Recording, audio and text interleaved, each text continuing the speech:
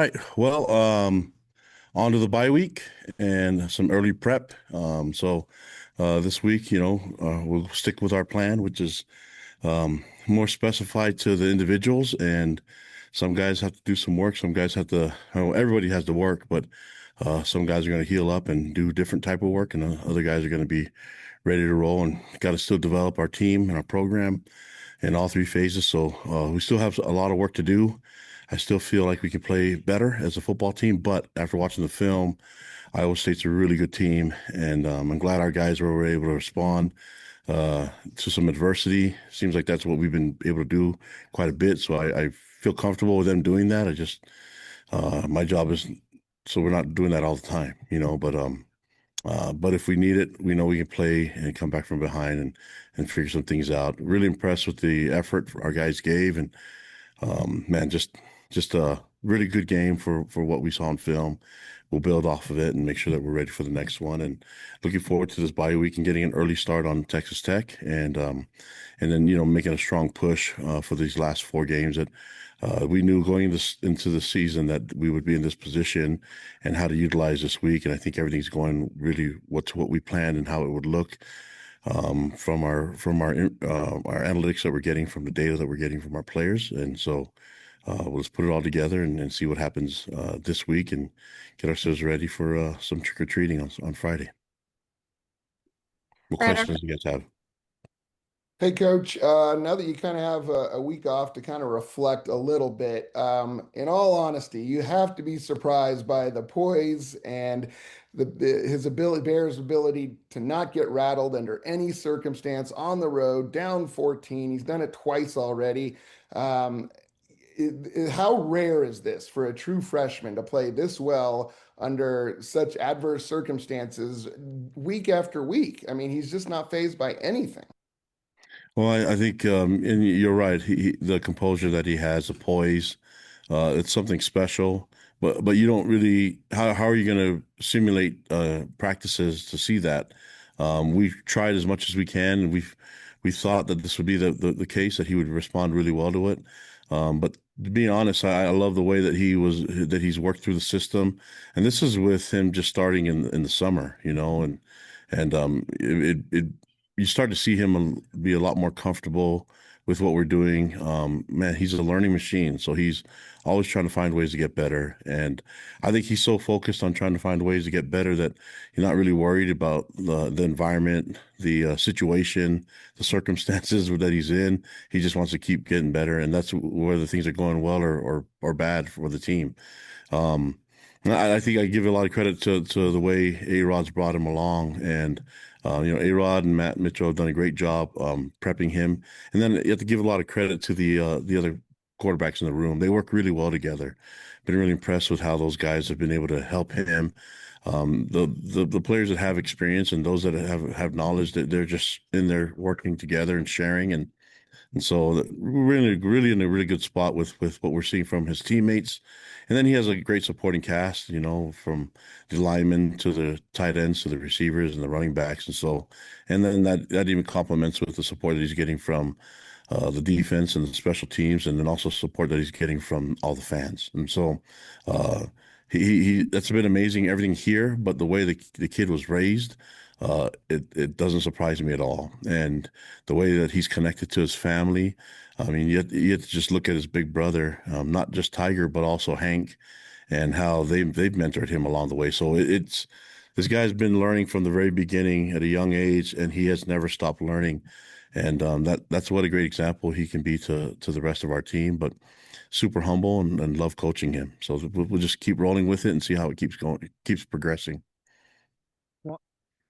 Yeah, Kalani, you mentioned the fact that you are going to go with a more individualized approach to how you're approaching this bye week. Is that just injury-wise? Like, what's the game plan on that with regards to what you're doing? Oh, it's everything. It's everything considering the individual. There's a lot of guys that need to develop and take advantage of this week to get better. And so if you want quality depth, you have to develop it too.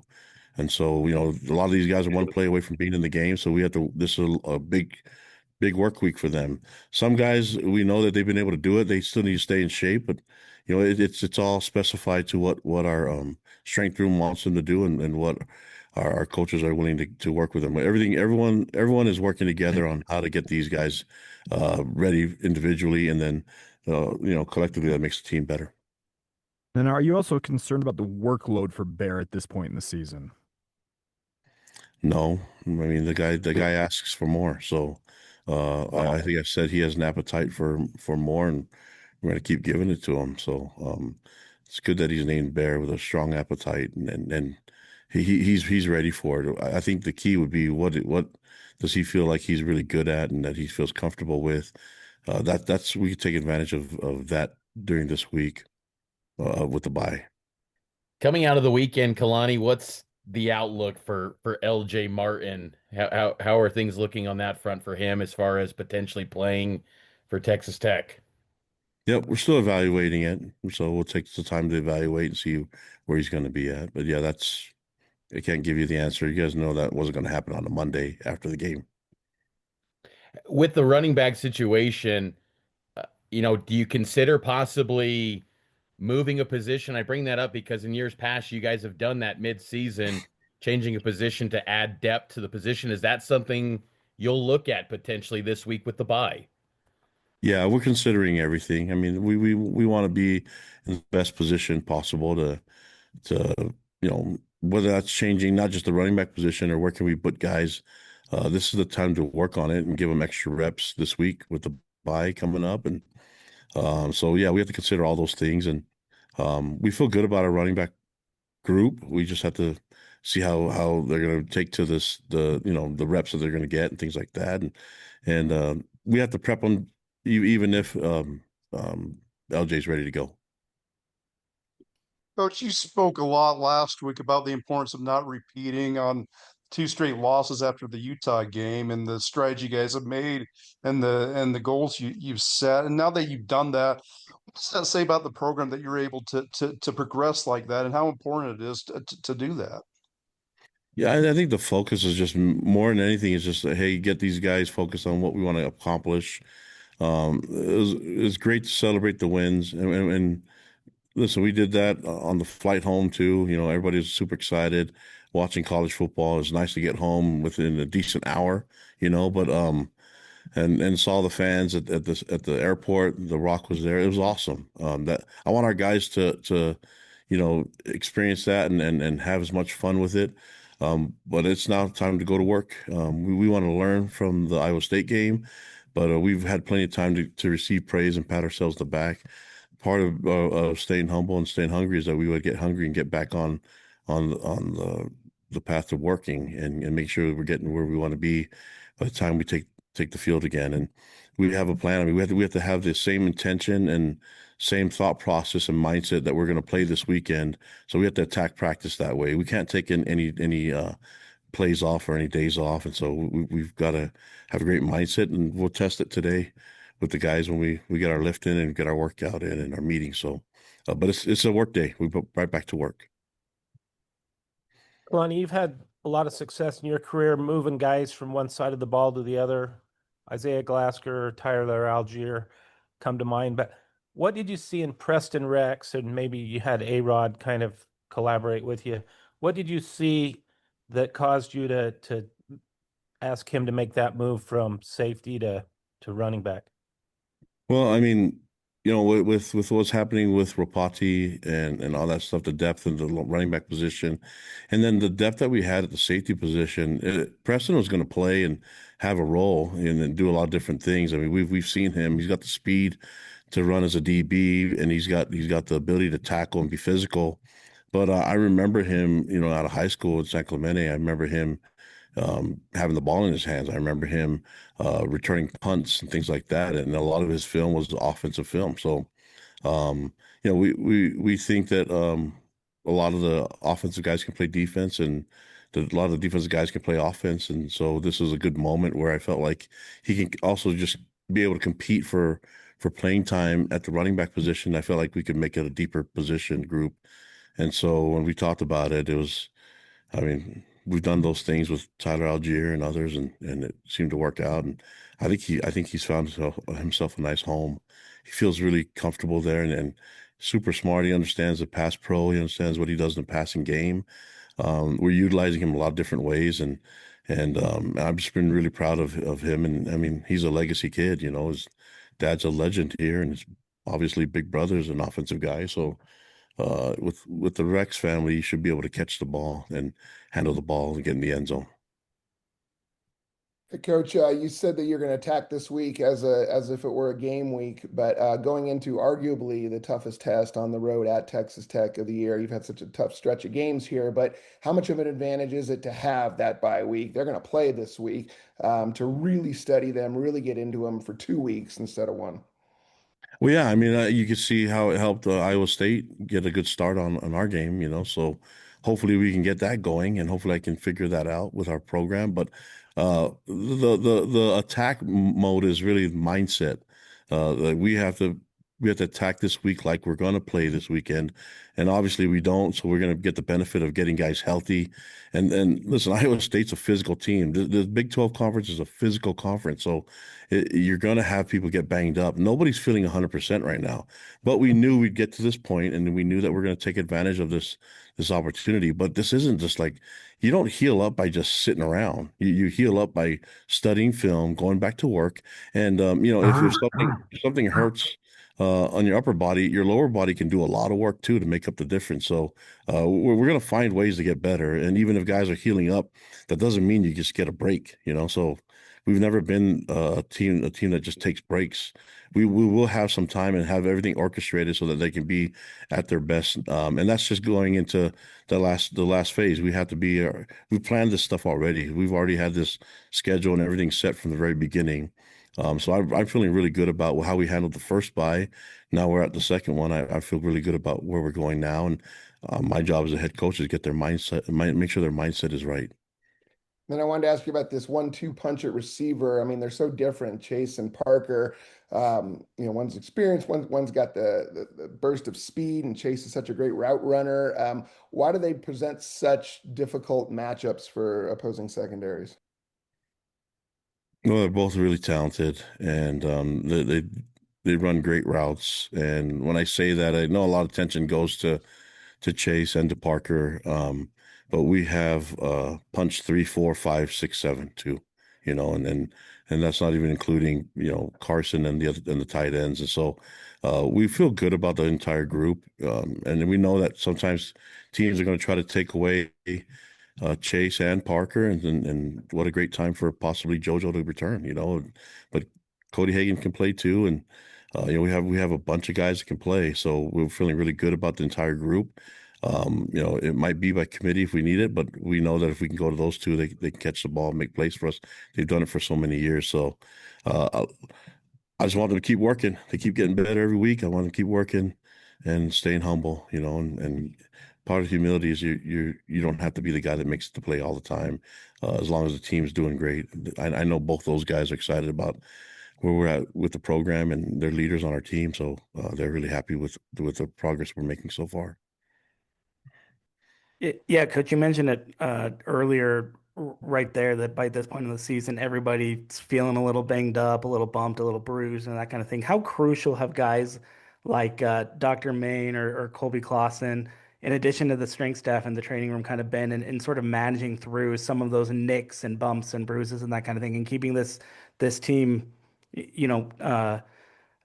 feeling as good as can be expected, I guess, 9 weeks into the season? Yeah, it's not just those individuals. I mean, I love all the guys that work for us, and Dr. Main's amazing, great friend of mine, and Colby and Phyllis and the entire strength room. But you have to give a lot of credit to the doctors and the trainers, everybody that understands it, the assistant trainers, everybody's on the sideline, the managers, everyone that works hard for this team and for these young men. They all put a lot of energy and effort, and they don't get a lot of credit for it, but there's a lot of unsung heroes in our building, and that practice with us every day, and they don't get a lot of the attention. And I hope those people feel a lot of pride and excitement for what we're able to accomplish. I know our players show as much appreciation to them. And I'm glad that you mentioned those guys. But I think they're okay, with how it's going so far. But when I say we're all working, that's everybody, the coaches, and I like that the coaches are being mindful of players' health and how they can do a better job to take care of these young men in practice and in games and with their with their fitness. All that stuff matters, and so it's an education process where we're all learning from it. When in my coaching career, I've never always really sat there and understood body types and the science behind everything, but I'm intrigued with it because it applies to our players, and so I have to learn as much as I can. And I can say that I've learned quite a bit in training the guys and getting them ready, but then so have the coaches and everybody in this building. So it's been a really cool experience, and it works with when your coaches love and learn. We're all learning. Kalani, when it comes to in-game adjustments, it seemed like when you lost LJ Martin, Aaron, speaking of Coach Roderick, made the adjustment to put that game more on the arm of Bear Bachmeyer. Can you just speak to how difficult that can be in-game to make those type of adjustments? Yeah, I mean, I think maybe the focus could be a little different, but A-Rod's always ready to make adjustments. We have our playbook. It wasn't like we were just making plays up when we went into halftime and said, okay, we're going to run these 3 passes now and all that. It's just we can throw the ball every play if we have to, and we can run the ball every play if we have to. Those are easy adjustments to make. And if we feel like teams are going to take away the run from us and try to crowd the box, and then we can find different ways to run the ball, but we also can find different ways to advance the ball through the air. And all I care about is get points on the board. And I've asked A-Rod to be mindful of that and just protect the ball and get in the end zone. And man, he's done a great job, I think. But the offense didn't really change. We have the ability to do all that. And I think that's what makes this offense balanced and dangerous. We can do a lot of different things, and all the running backs can run too. And it's not just LJ, and LJ is awesome at it. Don't get me wrong, but we have guys who can run. You just don't know their names yet, and hopefully you'll start to find out a little bit more about them as we go out through the season. With Tom Homo retiring and you being an athletic director now, are you going to take over the role of dressing up for Halloween and making the headlines? No. Sometimes you just let the legends do their thing, and I hope Tom comes through and gives us a guest appearance with his I mean, he's been in retirement, so it should be a really good costume. I mean, he never let us down before, but I'm not going to do that. That's the one should probably take over is Brian Santiago or somebody else on the third floor. I'm good being the guy that hands out the candy for Halloween. Fair enough. Thank you. Kalani, you've mentioned a few times in this call how good of a team you were impressed by with Iowa State and just the physicality of the Big 12. What do you think people nationally are sleeping on with this conference that you could say as someone who's navigated this thing for 2.5 years now, like the characteristics of this Big 12 that maybe people nationally aren't really recognizing week after week? Well, I think I've said it before. The fan bases are awesome. Everywhere we go, they're amazing. They love their team, and the programs are well coached. They have great leadership. So nothing's easy. I mean, we're in the Big 12. We don't know any better, but I do know that it's nothing's easy. And when you have a conference that has as much parity as the Big 12 does, I don't think any of the other conferences could say that. Anyone has a chance, and then it's you keep seeing it year after year that Arizona State was picked on the bottom and they won it last year. So when you have a bunch of teams that feel like they have a chance and they believe they can do it because it's been proven before, I think that's a really deep conference. I think the commissioner Brett Yormark said that himself. It's a really talented conference, well coached.